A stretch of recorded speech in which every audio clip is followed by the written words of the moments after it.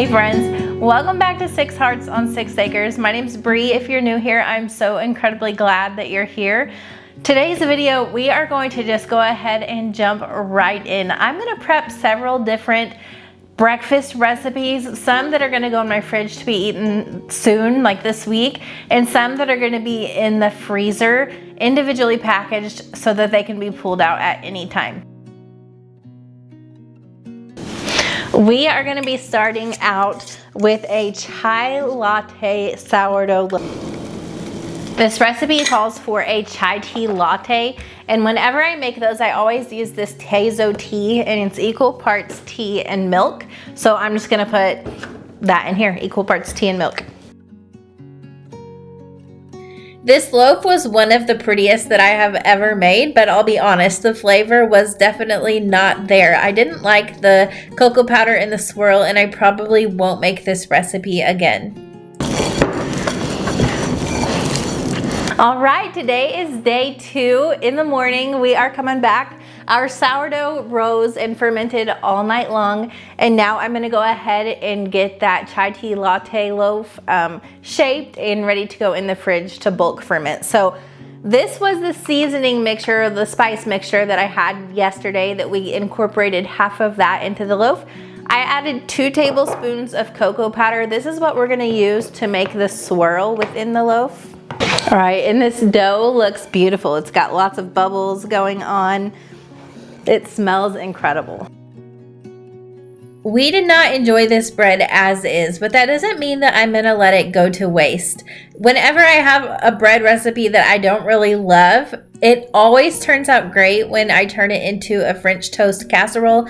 And so that's what I'm gonna plan on doing with this loaf.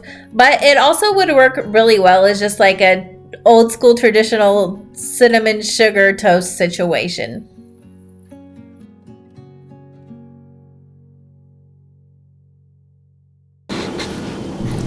I edited this video to show you each full recipe at a time because I think that's the easiest way to follow it. And that way, if there's a certain recipe that you want to be sure and make, you can just jump to that section. But that is not really how bulk cooking works. I actually have multiple recipes going on at the same time. While my oven is going, I have bread rising and I have stuff cooking on my stovetop. So you're gonna see that I am in different outfits. That's because you're jumping from day 1 to day 2 back and forth so I can show you a full entire recipe at a time.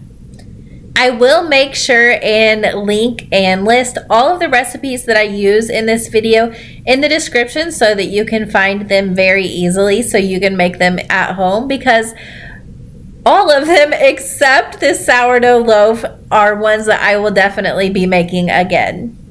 And the cinnamon rolls that you're gonna see here in a minute are my tried and true, will never change a thing about this recipe cinnamon rolls. My kids beg for them constantly, and when I do make them, which they say is only twice a year, they are gone in a day or so because they just love them so much. Okay, so now it's time to make our bagels. I have a pot of water coming to a boil right here, and we're just gonna go ahead and get these shaped.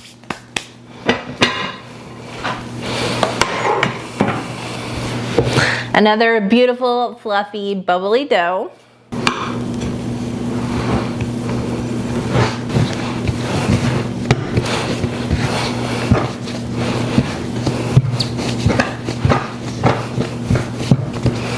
And I'm gonna make this into 8 bagels.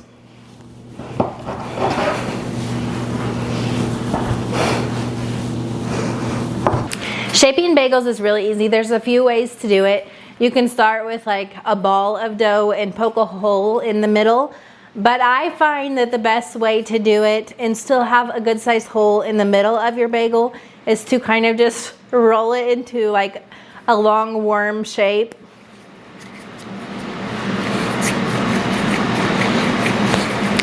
And then take one end and kind of flatten it out a bit.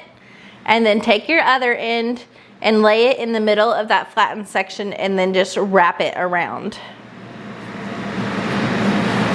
And that gives you the perfect bagel.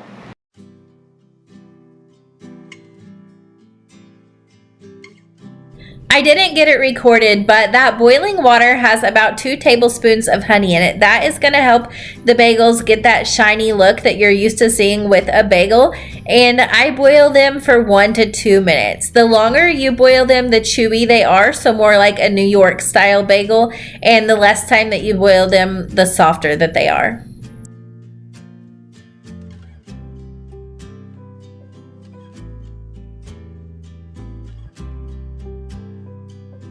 We just got a pig back from the butcher, and the bacon that we got from it is some of the best that I have ever had. I'm going to be so sad when we use all of this up.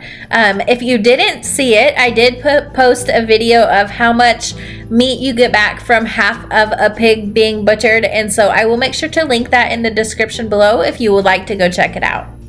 When I am cooking up a whole package of bacon, I always do it in the oven just because it's super quick and easy and it doesn't make a mess on my stovetop. While those bagels and the bacon were cooling, I just scrambled 8 eggs in a glass dish and I threw those in the oven to bake as well. You can see they just bake into kind of a flat layer of egg, and these are perfect for throwing on any breakfast sandwich. My garden is dead now, but when everything was beautiful and alive and it was preserving season, I harvested a ton of basil and I turned it into pesto and I froze it. So I just pulled a few, they're ice cube shapes. I freeze them in an ice cube tray. So a few ice cube shapes of pesto out, mix that with half a block of cream cheese, and that is going to be the perfect flavor for these bagels.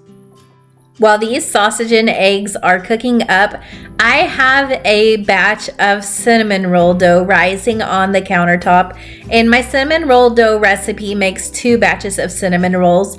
And so I decided, yes, I absolutely will be making cinnamon rolls, but I wanted to get creative with the second batch and make it a savory breakfast item. So I decided to do those sausage and eggs and top it with Gruyere cheese.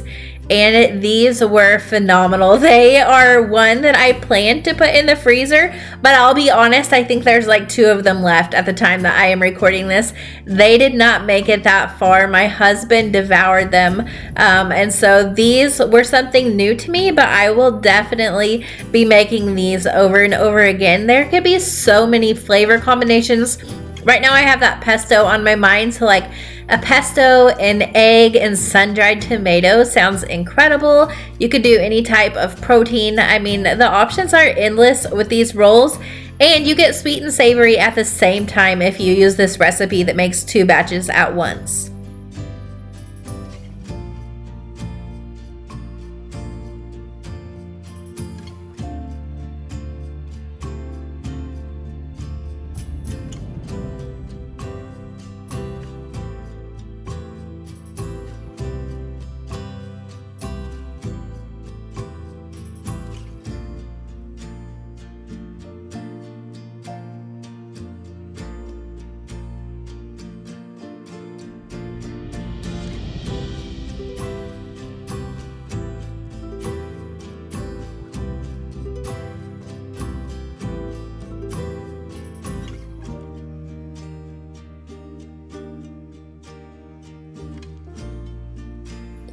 I found this dough recipe on Pinterest like 10 years ago when Pinterest was new, and I have tweaked it several times since then to make it the perfect recipe for my family.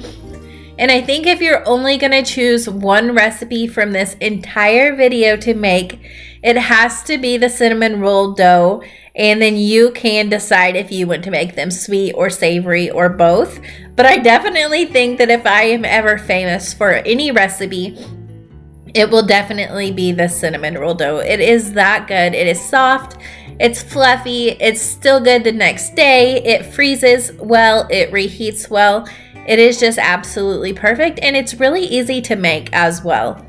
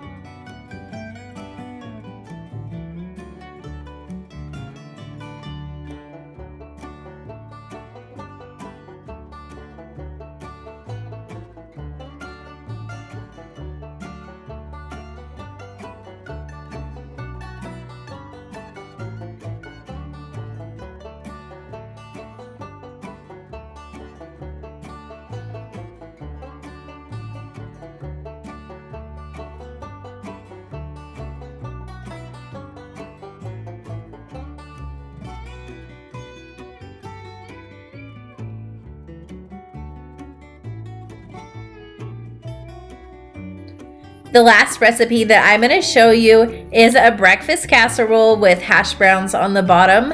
It is delicious, and I'm going to use my Thai sink oven to air fry those hash browns so they are just really crispy and flavorful. Thai sent me their sink oven to try out, and I have absolutely loved every setting that I have used on it so far. It's perfect for proofing my doughs now that it is wintertime and I live in a 13-year-old house and it's chilly inside, so it creates like a nice warm just little area for my dough to rise really well. It air fries well, it makes the best toast and grilled cheese, it has a dehydrator. There are so many options on this thing, and I'm excited to continue trying it out. Now back to this breakfast casserole. So I layered the bottom with those air fried hash browns. Then I topped it with some brown sausage and some bell peppers from the garden that I had frozen. And then I mixed up cottage cheese and a whole bunch of eggs. I think I did a dozen, seasoned them well, poured them over the top and baked them, and this was delicious. My kids actually came home from school and had this as an after school snack. It looks like we made a lot of food the last 2 days, but I can assure you it is going to be put to good use feeding my family of 6, and it is going to take a lot of weight off of me not worrying about waking up early and feeding my family. If you enjoyed this video, make sure to like, subscribe, and leave me a comment down below. Thank you guys so much for being here, and until I see you next time, may God bless.